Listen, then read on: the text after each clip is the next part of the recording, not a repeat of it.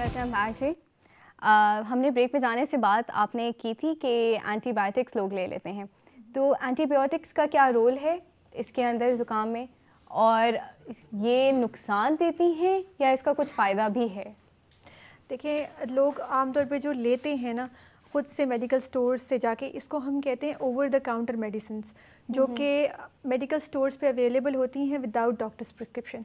उसमें कुछ एंटीबायोटिक्स भी होती हैं जो कि हमारे यहाँ अवेलेबल होती हैं। इसके अलावा कुछ कफ सिरप्स, इसके अलावा और नेज़ल स्प्रेज, ये सब अवेलेबल होते हैं जो कि लोग खुद लेते। पैरास्टामोल ये आम अवेलेबल है, तो लोग खुद जाके वो ख़रीद लेते हैं और उसके बाद ये है कि जैसे ही पहला सिम्टम शुरू हुआ, लोग जो हैं वो शुरू कर देते हैं दवाई लेना। एंटीबायोटिक्स का कॉमन कोल्ड के अंदर कोई रोल नहीं है, क्योंकि एंटीबायोटिक्स बेसिकली होती हैं बैक्टीरियल डिजीज़ के लिए, ठीक है। तो कॉमन कोल्ड जो है वो बेसिकली होती ही वायरसेस की वजह से, राइनो वायरसेस की वजह से, तो एंटीबायोटिक्स का इसमें कोई रोल नहीं है, ठीक है। छोटे बच्चे जो होते हैं जो कि 3 महीने से कम उम्र के या 3 महीने से 2 साल के, उनमें तो वैसे भी एंटीबायोटिक्स ऐसे प्रिस्क्राइब करना विदाउट यानी कि वेट कैलकुलेट किए प्रॉपर, वो ठीक बिल्कुल नहीं है, क्योंकि उनमें ये है कि दवाई देने से उसकी मकदार ज़्यादा हो जाने से साइड इफ़ेक्ट्स भी हो सकते हैं और वो ख़तरनाक भी हो सकती हैं। ठीक, thank you so much madam. Sir, मैं आपसे जानना चाहूँगी, आपने वैसे तो बता दिया कि क्लोज स्पेसेस में रहने से और किसी को जो लोग नहीं इब्तदाई मेजर्स लेते तो वो फैल जाता है आराम से। मैं जानना चाहूँगी कि किन लोगों में नज़ले ज़ुकाम होने की नौयत बढ़ जाती है, कौन से ऐसे लोग हैं जो इसकी गिरफ्त में ज़रा ज़्यादा आसानी से आ जाते हैं? अच्छा, इसमें अगर हम डिवाइड करें तो वैसे तो मैंने जैसे हम जिक्र कर रही है एक आम बीमारी है, और छोटे बच्चों में साल में 5 से 7 नज़ले के अटैक्स हो जाना मतलब ये कोई अनहोनी बात नहीं है। थोड़े से जो एडल्ट्स हैं उनमें 3 से 5 दफ़ा हो जाना साल में कोई ऐसी बात नहीं है।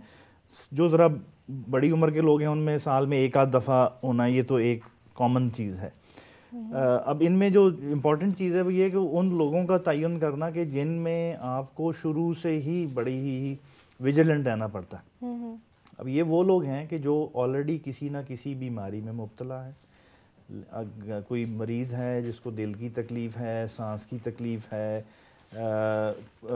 बहुत बुज़ुर्ग लोग जो हैं वो, छोटे बच्चे जिनको कोई प्रॉब्लम है, जिनको कोई ऑलरेडी बीमारी है, सांस की बीमारी है, वो लोग जो कि जैसे हमारे यहाँ तो ये वैसे नहीं है, लेकिन बाहर जैसे लोग नर्सिंग होम्स में होते हैं, ओल्ड होम्स में होते हैं, उन लोगों में स्पेसिफ़िकली अगर नज़ला ज़ुकाम हो तो उनमें ज़्यादा उसको एक तवज्जो से और उनको फ़ौरी तौर पे जो भी उस ट्रीटमेंट चाहिए वो देनी चाहिए। ये वो लोग हैं जिनके बारे में ज़रा सीरियसली सोचना चाहिए और उनका इलाज करना चाहिए। सही। अच्छा डॉक्टर सना, हम न्यूज़पेपर्स और इंटरनेट पे अक्सर आता रहता है कि नज़ले ज़ुकाम की वैक्सीनेशंस भी आ चुकी हैं, तो वो कौन सा, मेरा ख्याल है ये स्पेसिफिक एक स्ट्रेन होता है जिसके अगेंस्ट एक वैक्सीनेशन आई हुई है, वो कौन से पेशेंट्स हैं या किन लोगों में हम वो वैक्सीनेशन यूज़ कर सकते हैं और कब करनी चाहिए? देखिए, नज़ला ज़ुकाम खांसी जो कि आम होती है, जिसे कॉमन कोल्ड कहते हैं, उसके लिए तो आम ऐसे लोग जो कि छोटे बच्चे नहीं हैं और उनकी क़ुव्वत मुदाफ़ियत ठीक है, उनमें किसी किस्म की वैक्सीनेशन की ज़रूरत नहीं होती, क्योंकि तकरीबन in most of the cases ये ख़ुद ब खुद रिकवर हो जाते हैं। अब जहाँ तक वैक्सीन है, इन्फ्लुएंज़ा की वैक्सीन है, वो अवेलेबल है। वो आपको उसमें ये है कि आपको हर साल वो करा सकते हैं। एक तो ये है कि it depends upon the wish, कि अगर कोई वैसे अपनी इन्फ्लुएंज़ा की वैक्सीन करवाना चाहे और ऐसे एरिया में रह रहा है जैसे जहाँ वो प्रोन है कि उसे इन्फ्लुएंज़ा वायरस स्पेसिफिकली से ये फ्लू, नज़ला ज़ुकाम, खांसी हो सकता है, तो वो करवाए।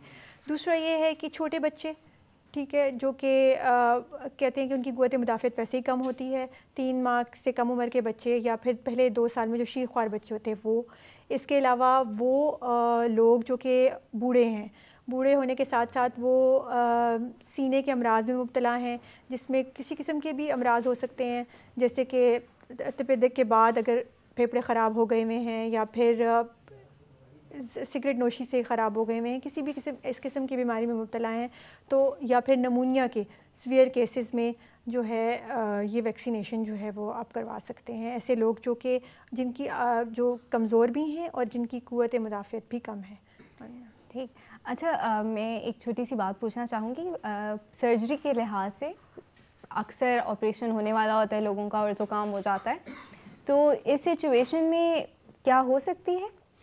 एक्चुअली सर्जरी में प्रॉब्लम ये होता है कि अगर आप देखें तो सर्जरी के लिए जो different kind of anaesthesia use होते हैं, उसमें एक है जिसको हम जीए कहते हैं, यानी वो फुल बेहोशी का अमल है एक।